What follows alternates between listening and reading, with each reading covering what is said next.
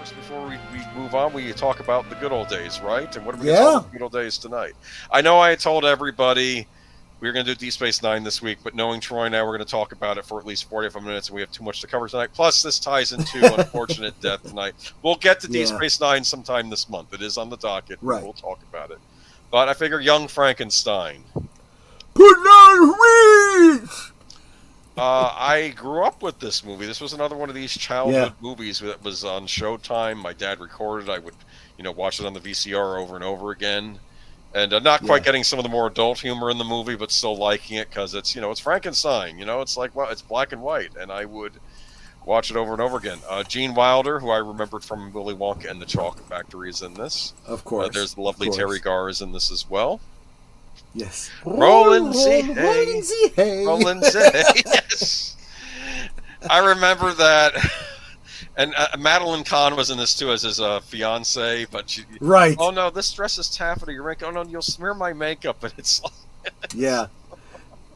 Oh god, this is classic. All filmed in black and white to homage or pastiche or whatever the proper term is. The original Universal. Frankenstein film, they reused all of the set from the laboratory and everything. All of that was reused. They researched as much as they could. If they couldn't find it, they recreated it. They were wanting this to look like the one of these Frankenstein pictures from the 40s. They really did a great job, I thought. It's almost like an unofficial real quick, David Pensack monster movie. Frau Booker. Just had to. Yes. Just had to. Oh, man. There's Igor. Igor, yes. Who played him? I should know this actor's name. Marty Feldman. Marty Feldman. Brilliant physical comedian. I take it he was British, right? Because at least he had a British accent in this. Honestly, don't know too much about his background, other than I know that he had a thyroid condition, which is why his eyes bulged like that. I love this movie along with Dracula Dead and loving it, but I wish they made a comedy version of the Wolf. I saw Dracula Dead and loving it in the theater actually when that came out because I was always Mel Brooks and Leslie. Yeah, was a big fan of those. You're right. That would be brilliant. Someone, whenever they get around to being able to do comedy again, it would be great if they did a werewolf. Ryan Reynolds. Yes, that would be genius. There you go. There's a scene of them all together. There's Frau Brooke, who played by Cloris Leachman, right? Yes. Yep. This was my favorite scene when they're walking through. They're walking through like they hear the playing of the violin in Frankenstein's castle, and they're like, well, "What's going on?" And then there's Igor, and then he says. And he's just doing the yakata. He does some dance routine as soon as I say it. And what's funny about this is it also plays on, even though this wasn't something they did a lot back in the 40s, with the original horror films, they were starting to get into this concept of the, what do they call that in horror films? The jump scare. Jump scare. Jump scare. So this was like a comical jump scare when you're going through and then you see Marty Feldman. And you jump for a second and then you burst out laughing. Like even the old Universal horror movies, there would be, especially later on, there was a tinge of humor to them. Yes. I mean, they were still straight up horror movies, but they knew how to have a little tinge of humor in there. And Freshly Dead, yes, I love it, yes. It's kind of funny we're doing this right after Halloween. I'm still sort of in a Halloween mood, though. I don't know. Wait a minute, real quick. Geek Flag is saying most filmed scene in Young Frankenstein was when Igor bit Madeline Kahn's fur because every time he did it, the entire cast would burst out laughing. That is a brilliant scene too. And maybe it's this aura around Madeline Kahn, maybe, right? Because it makes me think of the bit from Clue. Where she's the flames around my face. Rising on my face. Yes. You just can't not laugh so hard. You have tears coming down your eyes. I hated her so much, like flames rising across, and I got it. Yeah. The French maid. It's just, oh man. Exactly. Destiny, no escaping that for me. Destiny. Yes, when he's in bed rolling around. Yes. Oh man. I mean, I almost think this is a play on Son of Frankenstein in a way, probably. But this, I guess, is. Well, there's elements of the Bride in here too. Yeah, they kind of covered all of it.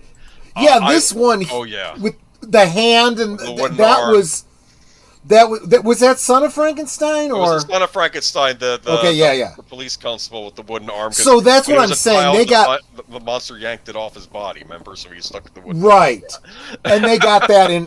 So they really hit on all of the Frankenstein films. So talk about getting the details right. Imagine that you're doing a parody of something, and you take the time to make sure you completely and fully understand the details of the subject matter that you're working on. Just saying. Look at that, huh? Did you see Gene Wilder as Dr. Frankenstein? Frankenstein. I'm not a Frankenstein. He got very angry with the student at the beginning of the movie. Yes. And which, of course, this is a Mel Brooks production. So you get the whole German versus Jewish, sure, thing going there. Yeah, of course, a little bit. And it becomes the difference of whether or not you pronounce it Stein or Steen, right? Exactly. That's, exactly. And there's a wonderful scene when what is it? He has to go to Transylvania. That's where his castle is. Now we all know that's not where Frankenstein takes place, but you know why that's in this movie? It's so he can say, "Excuse me, boy, is this the Transylvania station? Yeah, can I give you a shine?" It's a play on the swing song, It's like exactly. Only reason that is even in this is so he can make that one joke, and it's brilliant. That's exactly. Well, and there was another element to it too. I had this conversation, and I don't remember if I was talking to Big Al about it or who I was doing maybe it was you even. We were talking about the Universal monsters and so forth, and what makes the Universal Frankenstein different from basically everything else, because there are elements of it that are truly trademarks of Universal. Yeah. And one is, where is it set? Right, I mean, there's an argument for where it's set in the Europe in general, right? somewhere maybe in the Balkan states, could be Germany, don't know. Switzerland, could be Sweden, could be Germany. Exactly. Oh, it's just around there. So there is this idea in parody, comical, especially childish. Stories. The idea, Transylvania is absolutely Dracula, right? Sure. So that's where Frankenstein is too, and that's where the werewolf is. All of it's in Transylvania. Transylvania doesn't exist anymore, so why not? Yeah, Frankenstein monster was interesting in Van Helsing and the Monster Squad. He's interesting in this movie too. He has a moment at the end, like where he's trying to, he's like talking to the crowd. It's like, what are you doing? It's like, he's like, and they're straight. There's the wonderful Peter Boyle. The late great Peter Boyle, yeah. Oh, Peter Boyle. He was in one of the best X-Files episodes too. Brilliant actor. He was the best thing about what was that show where he plays the father? Raymond. Everyone Loves Raymond. Yes, Everyone Loves Raymond. He was the dad on that. In a village of the Bavarian Alps. Yeah. Right. What was funny though, I remember in what was it? There's a scene where they're having the courthouse, right, and the constable's in front of the townspeople, and Mel Brooks in the commentary said, I had to have them all speak with Cockney accents because as a kid I always wondered why are all these people like in these dramatic countries speaking with Cockney accents, like the British accents. Gene Hackman's in this as the blind man, remember? Yes. Oh, the which scene. Was one of the classic scenes from the original Frankenstein, yeah. And like he pours soup for the monster and spills it on his lap, and he goes, Yeah. This is just a brilliant comedy. Gonna be hitting, I think, on its 50th anniversary. Jeez. Like in a month or two. Yeah. 50 years of Young Frankenstein. Hard to believe, huh? I think it came out Christmas time of 1974. That's when it released. I don't know if you saw this in the theater. You probably were too young at that point, right? Yeah, I don't think I saw it in the theater. I think the first time I saw it was with my grandfather because he was a big Mel Brooks fan. Oh yeah, brilliant. So it was either on TV or it may have been cable. I don't know for sure. I have a whole collection of his movies, and I have this in that set. I need to check out some of the ones I've missed. Like I need to watch Silent Movie. I don't think I've ever watched Mel Brooks's Silent Movie, but I do love High Anxiety. That was his riff on Hitchcock. That was brilliant. But yeah, there is something about Young Frankenstein, and of course we have here the putting on the Ritz sequence. Yeah. and of course it's they're this is how he debuts the monster, right? Before the public. They're going to do a tap dance number. In my mind, remember, this was... Wait, what year was this? Was this 1970-something, right? 74 is when this came out, yeah. 74. So this predates the Tacos putting on the Ritz redo in the 80s. Well, no. That's not even what I was getting at. What I was going to say is they did the King Kong remake in 76, I think. Yeah. But now that I think about it, it doesn't matter because the original King Kong had that same aspect of the showman showing off the monster.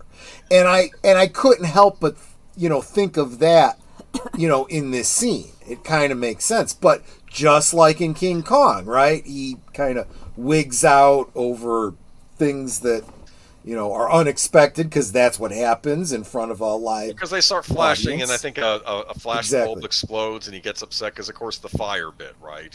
Right. And then the crowd starts throwing stuff at him, and I forget if Mel Brooks or some kid asked him. Maybe he answered. It's like, well, what? No, I think he was asking kids I think people were asking, well, how did they have all those fruits and vegetables? And I think the kid said, well, the crowd already knew he was going to fail, and they were ready to just throw stuff at him. That's what some kids said. That's his excuse. And they start throwing like rotten tomatoes and cabbages at them because they always have those at the ready, right? Because they always have them ready, just in case. You never know. I think if you see this movie as a kid, you read it differently, though, right? You're really on the monster side, right? It's more so even than the original movie, yeah. Yeah, of Mice and Men vibes. Yeah, I mean, that was a tearjerker read. Yeah. We read that in the original Mice and Men film adaptation starred Bela Lugosi and Lon Chaney. That's right. It's been a while since I've seen it, but I thought it was weird because they were having pie and they were pouring some kind of cream over the pie, and I'm like, oh, is that? Oh no, I'm sorry. Wait a minute. It was Burgess Meredith and Lon Chaney. My apologies. Okay. And I was like, is that what they did before they had ice cream? They just poured the cream over it. Okay, just could be. But Burgess Meredith, he's a great actor. He was in a favorite horror movie of mine, Magic, with Anthony Hopkins. I've never seen that. I'll have to check it out. It's about him with a ventriloquist dummy, and Margaret's in it as well. He was in a great, tragic Twilight Zone episode. Yes. The one where he's nearsighted and the end of the world and all that. Yeah, exactly. I had all the time in the world now. Yeah. Well, such as life. This is classic. Yep. That's the stole that we were talking about. Yeah, that was, and that's, of course, the lovely Madeline Kahn as well, right, in this movie as well, so, time enough at last, yeah, I know.